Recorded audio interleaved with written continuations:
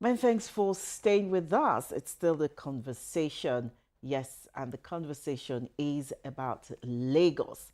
Lagos is a city that never sleeps because too many people can't afford to. I know I'm one of them. From dawn till dusk, millions are hustling, not just for success, but for survival. Is this relentless drive the secret of Lagos' resilience or a symptom of deeper structural failures? Today on The Conversation, we examine the hustling mentality that defines Lagos life. And my guest is our friend, Jeff Adebowale, Policy Development Strategist. How are you, Jeff? Good morning, Very Jeff. well. Good morning, and thank you for having me. It's nice to have you again on our show. Now, I want you to tell Thank us you. what it means when we say Lagos hustle. What are we really talking about? Did you hear me, Jeff? Can you hear me? Okay, yeah, please, I'd like to just repeat the question again so that I'm sure I have the full understanding. Okay, I think when we talk about Lagos hustle, what are we talking about? What does it mean? Yes, okay, okay. All right, thank you. Thank you again for having me in the studio, and good morning, Lagosians, and good morning, world.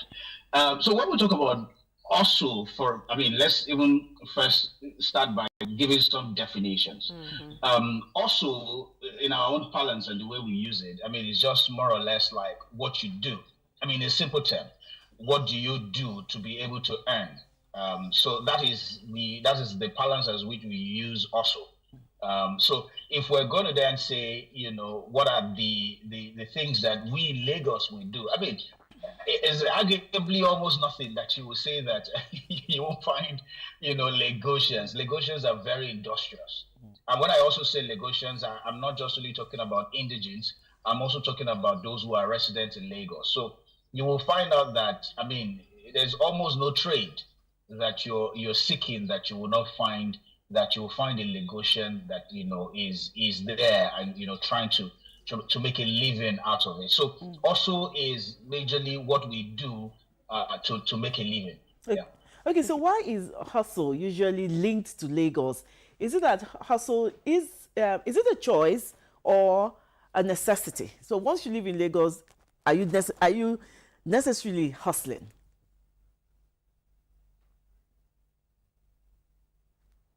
Okay. For us in Lagos, well, we could also say this. Like I said, when we talk about hustling, we talk about it as what you do for a living. You will find out that there are some things that are negative, there's some things that are good, but you'll find more good than bad Bad, anyway when okay. it comes to hustle. Like I said, in Lagos, we have diverse kinds of hustle, diverse kind of things that people do to earn a living. And you will look at art and craft, you will look at handiwork, you will look at the. When I was thinking about this, I was just telling myself that there's no kind of color that you cannot find in Lagos, whether it's blue or white or gray or black or yellow or red. You'll find different kinds of colors, Yes. in Lagos. And if you talk about the commercial nerve center of Africa, you want to, of course, mention Lagos because literally there's almost nothing that you're looking for that you cannot find in Lagos. And this just defines who we are in Lagos. We're very engaging, we're very industrious, our minds are open. So if you find anything new around the world, in Africa, Lagos will be one of the first places you will find it being replicated. Okay. Has it always been like this with our fathers, grandfathers, or the advent of social media has also contributed to the talk about Lagos being a place to hustle or hustle mentality? Yeah. Okay. So basically, what I know based on history is that Lagos has always been a place of commerce. Even before the advent of breaking down, the regions, or even predating Nigeria and the independence of Nigeria or the amalgamation of Nigeria. it has always been a nerve center of some commercial activities. When you talk about the Lagos Island, there's always been some commercial activities in that place. I mean, even slave trading happened, in some part of Lagos, Badagry, even some part of Lagos Island. And whether you like it or not, you would also, agree. We all agree that you find a lot of foreign engagement with Lagos Island. So you find the likes of the Maxinos, the Rees, and all of that. Yeah. Those shows the example of what was happening predating Nigeria as a nation. Okay. So Lagos has always been, way back many years. History tells us that, as far back as we can see records of history, that there's always been some commercial activities in some part of Lagos that predate even the state creation. And so if you then look at what has then transpired generation to generation, that's a northerner, arguably the man who I was told was about 110 thereabout when I met him some years ago. And this man spoke Yoruba fluently. And then he told me that he came into Lagos at a young age, all the way from Sokoto. Okay. And what brought him to Lagos? Trade. That sort of Sokoto Caliphate to Lagos, and because of course Lagos had the port and all of that. So that sort of trade, that happens across the landlocked communities like the Sokoto Caliphate and all of that. And Lagos, so you have people who have such history that predates generations, and things like this are being even beyond Lagos as a state. Okay. Sure. All right. For us here in Lagos, there are popular phrases that people use to associate with Lagos. You have in our local parlance, did I say, am I Yoruba? But they'll say, Eko Ogba Bere. I hope I got that right. You have people say, oh, Lagos, you guys to shine your eyes. You didn't help me. And they'll say in Lagos, you have to shine your eyes. Lagos, no, they wait for lazy man and stuff like that. So, is that what really fuels the hustling mentality? And again, at what point do we draw the line between a healthy ambition and a harmful overwork? Okay.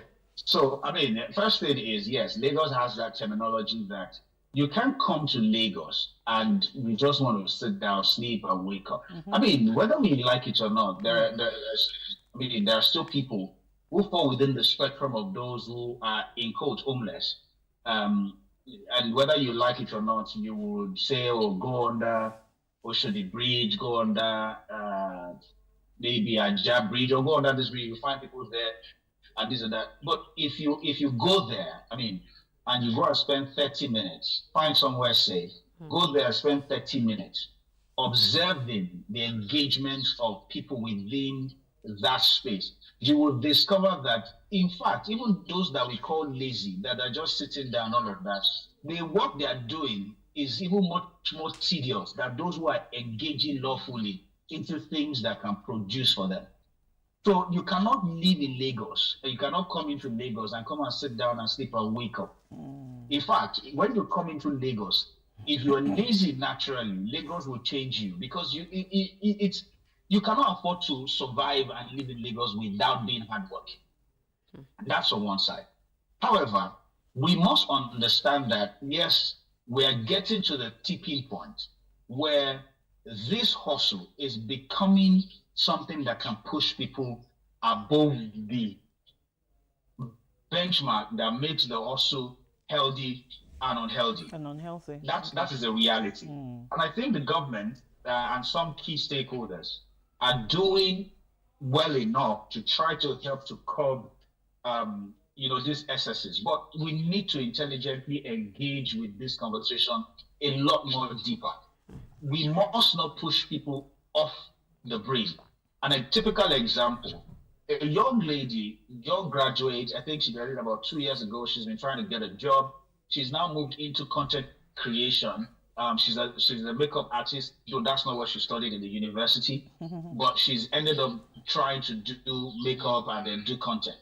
Now, she needed to leave Ijebu where she's based, because, of course, that doesn't give her enough exposure and cover. Leverage. So she needed to move into Lagos. And she told me Yeah, so she told me last week that she got a place somewhere in Surulere and she had to pay about 3 million naira.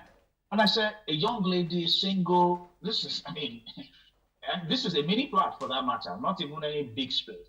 And she had to cough out 3 million naira. So the question is, if she didn't have people to support her to be able to gather that money together, she's going to be stranded. I mean, she can't come into Lagos and get the exposure. So people will come into Lagos and they want to live the basic life, get a good apartment in the evening, eat basic food and all of that. But the cost of living will push them to want to do more than what would affect them enough because now they have to go extra mile. So yes, we must be very careful that we don't push people to now go beyond what is said to be unhealthy also an healthy ambition to now becoming driven by the expectation of the society, by the cost of living, to now begin to do what they should not engage in doing. Okay. Okay, many young people see hustle as the only route to success, you know, especially with the kind of young men or women that we have in our society today. They see hustle. When you hear them speak, I just they hustle, like they hustle, you know. And looking at this perception now, how dangerous is this? No, absolutely very dangerous. I've had experience too with the law enforcement agencies where I have seen young people. I have been to the correctional centers. I've seen young people whose case, I mean, I've also been to the courtrooms and I've seen, you know, young people who are now at the point of losing value for life because they become desperate for certain things. I mean, whether we like it or not, I don't support drinking and smoking. But arguably, some people would say, oh, they must go to the club. So a bottle of drink that would naturally cost maybe 1,000 naira to be bought will now be sold in the club maybe for 50,000 naira or maybe 5,000. Let me not say 50,000, maybe that's too extreme. Maybe 5,000 naira or 10,000 naira. And so this sort of drive and this peer pressure, this sort of drive now make people now want to go after doing the wrong things. And so you will find some people who now will go into what we now call the Yahoo and all sort of fraud and other things, you know, illicit things that they shouldn't be getting themselves involved with because they want to live a certain life. So it is important for us to help our young people majorly to understand that also doesn't have to be a negative term. You understand? I said it earlier that defining also, many times people will say also is like something bad that you're doing. However, also is what you do to be able to make a living. So if we see it as that, people should understand that if you're legitimately doing your 9 to 5, if you're trading, if you're buying and selling, if you're helping people, if you're painting houses, if you're cleaning cars, those could be termed as your hustles. But then when you do those things, do it the right way and live and be contented with what you have rather than trying to live larger than life. So that is the breed that people get above and then they begin to do what they should not get themselves involved with. Okay. From the example of the young lady you gave earlier, is Lagos rewarding hard work at all or just rewarding endurance? I would say Lagos, I mean, rewards hard work. I mean, it is what it is. If you do the right thing and you do it right, if you're doing it in other states, in other locations, you may not quickly get as much exposure or as much reward as if you come to Lagos. And it's very simple. If I am a content creator, for example, let me pick it like Nasarawa State, and I mean, I'm not saying this to spite the state, but if I'm a content creator in Nasarawa State, and I'm a content creator in Lagos, the Lagos person who is the content creator in Lagos will make more money and make it faster and be more known faster than Nasarawa. Again, simply is an issue of numbers. Lagos has the population, has the numbers. So there will be more people who see your content in Lagos than, if you were a content creator and does the place your catchment area. Does the place you stay still matter since it's on social media, since it's on the internet? Whether staying in Lagos, because when you said Nasarawa, there's one lady I follow. She lives in Benue, and even in the interiors of Benue, and she has thousands of followers. Even her likes, gets about millions. One young lady, happiness. How are you? I like her. We like her because she's just down to earth, and she doesn't live in Lagos. And she has the numbers. So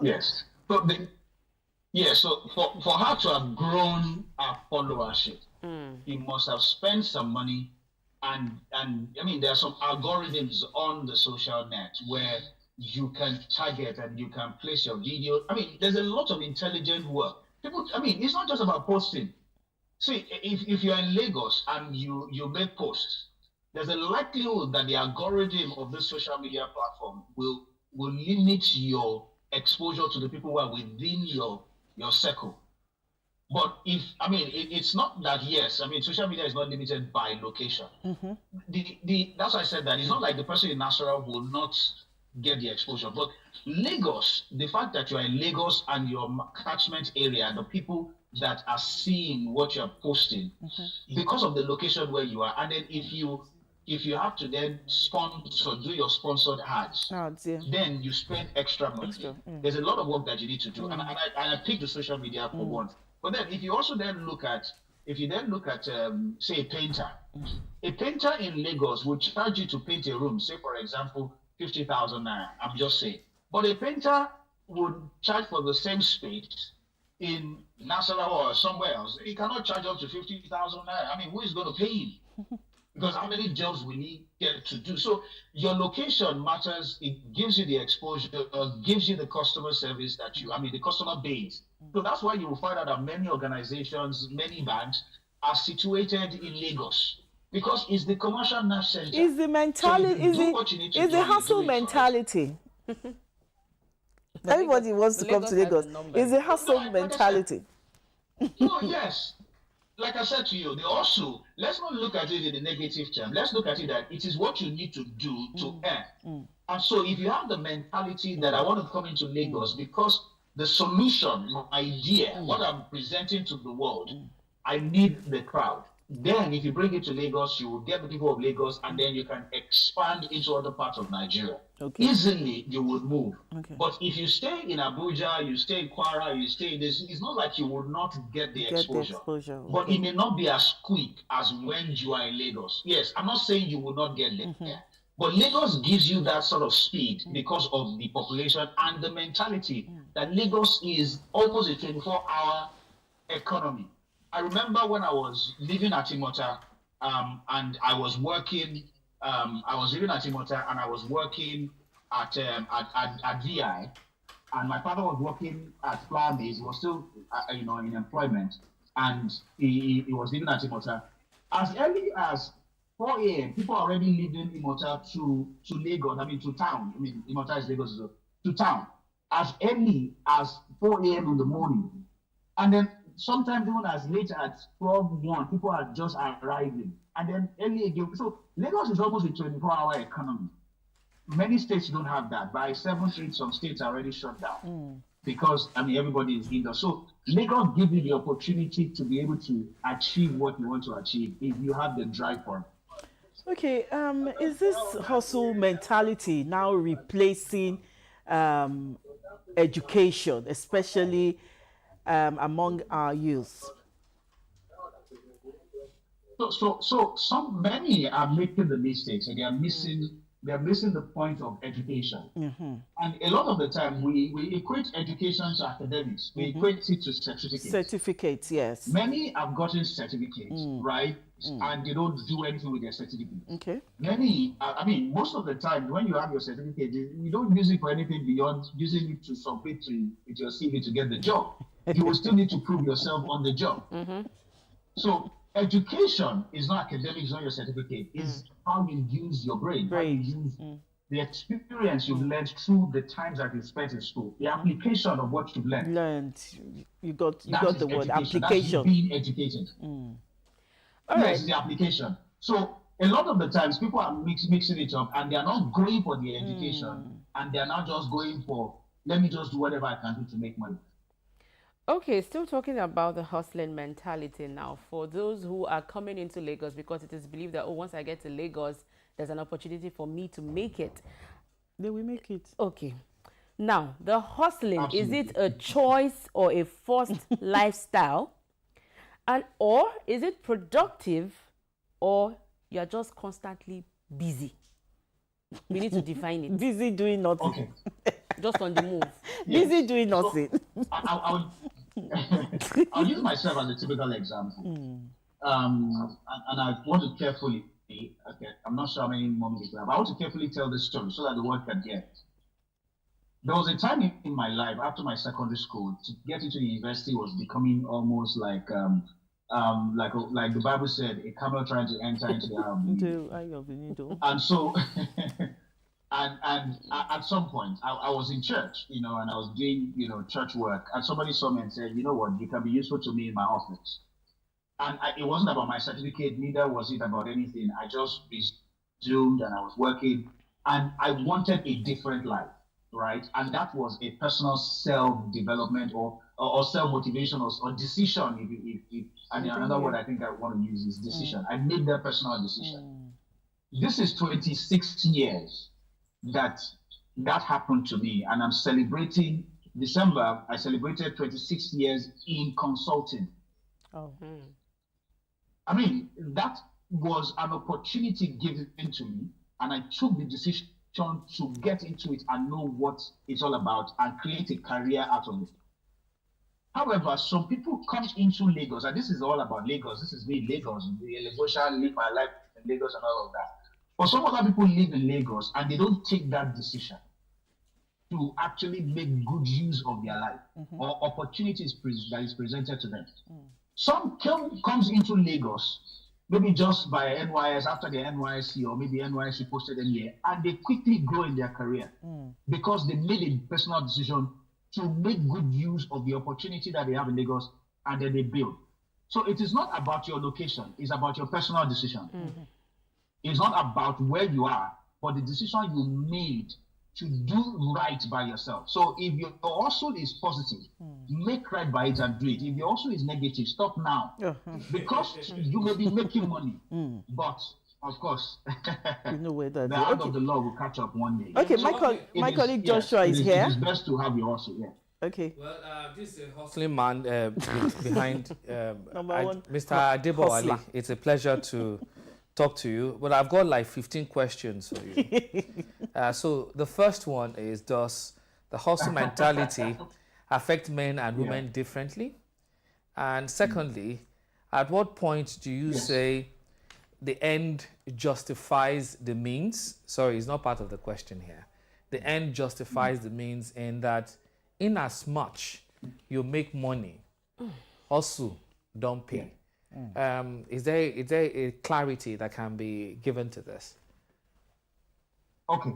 Now, the first question, as I've already answered, is yes. I mean, the two different genders. I mean, if you are male or female, it doesn't necessarily matter, but it affects us differently because when you do what you need to do, you will see the result. But of course, sometimes women tend to do better in some things than men. So I will not come here and be telling you gender equality and all that. And it's not about gender equality and all. And the what is more different. important is for you to. They're different. I mean, you can do things differently. So the hustles can be different, but again, you could even be doing the same thing, but you have different outcome and have different results. So yes, absolutely. So now, based on the second question, I would like to say this. My son came home one day, and the assignment that was given to him was, about media. And they said, should name one journalist or one media personality or one broadcaster. And then I said to my son, I picked up my phone and I searched for the name Joshua Morakio. And then I showed him. I said, this gentleman is a broadcaster, a journalist, he works with LTV. Write his name down as the as a name of one of the people. I mean, there are so many other people you can mention. I said, but write Joshua Morakio. And the essence for me in mentioning Joshua Morakio is very simple. I met Joshua Morakio in LTV. And then when I met him on social media and I saw the difference between where he came from and where he is today, both physically and otherwise, and I'm sure you understand what I mean by physically and otherwise. And Joshua Morakio also explained the life journey that he had. I mean, I think I heard him talk about his life journey. And I mean, we met in the airport in Abuja, in Kano, one of those days, and we spoke briefly. Kano, yeah. And when I looked at Joshua Morakio's life journey, it resonated with me as a person. And so I celebrate the person of Joshua Morakio as a journalist. Now, this is somebody who picked an hustle.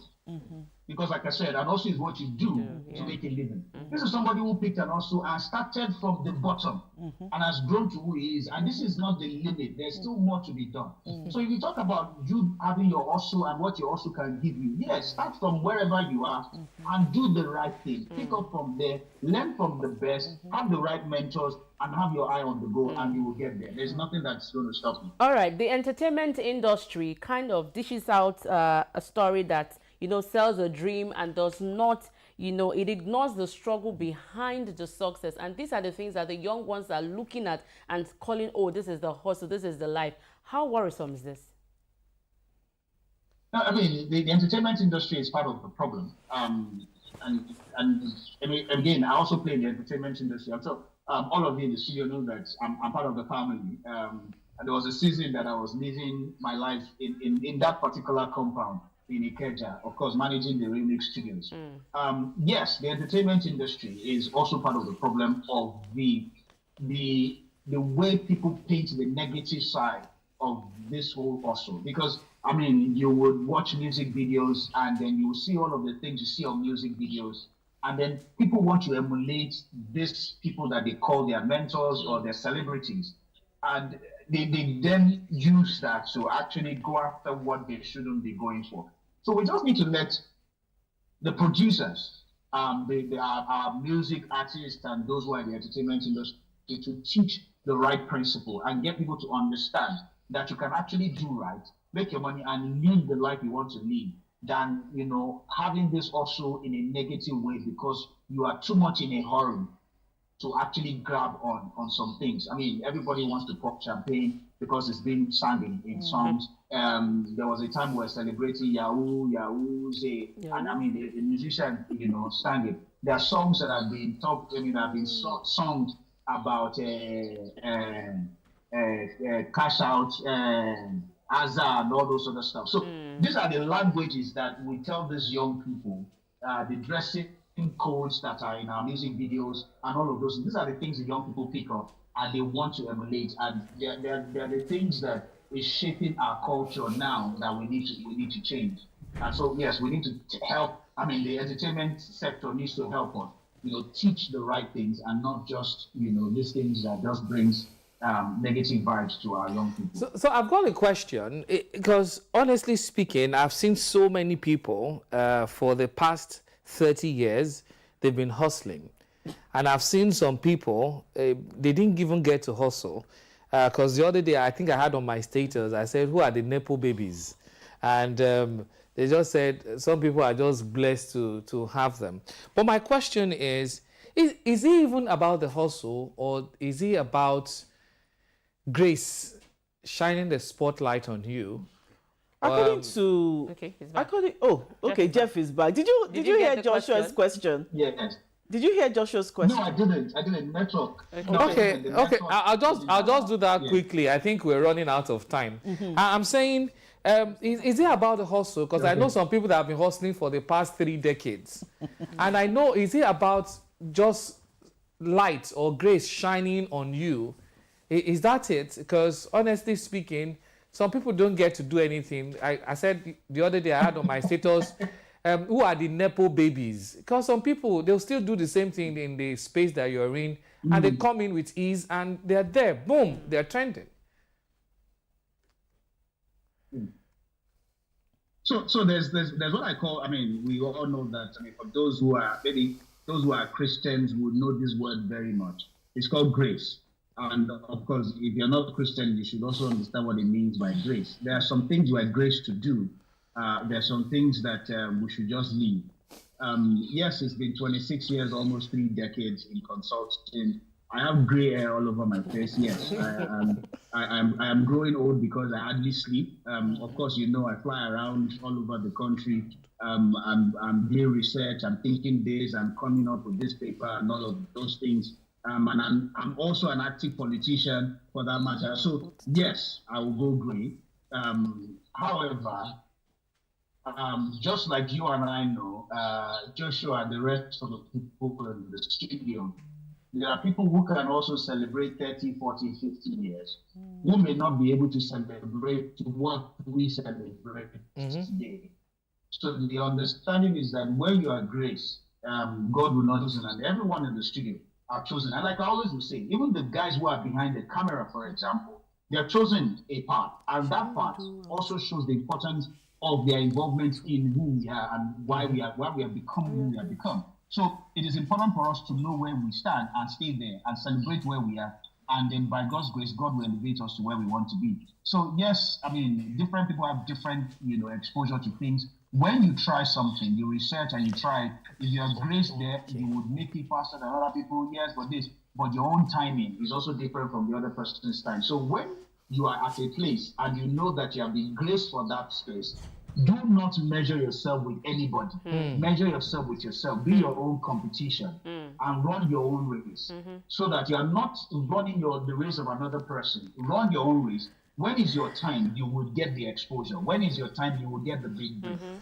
And value respect, value people, and value the outcome of everything that comes out of your hand. That is what we should be celebrating, not what others are doing that we have. No, I've not gotten as much followership, or when I post, I don't have as much likes. Don't worry about the likes. Keep doing what you're doing. Someday you will get your own breakthrough. Oh, beautiful. You sound like a motivational speaker now. Yes.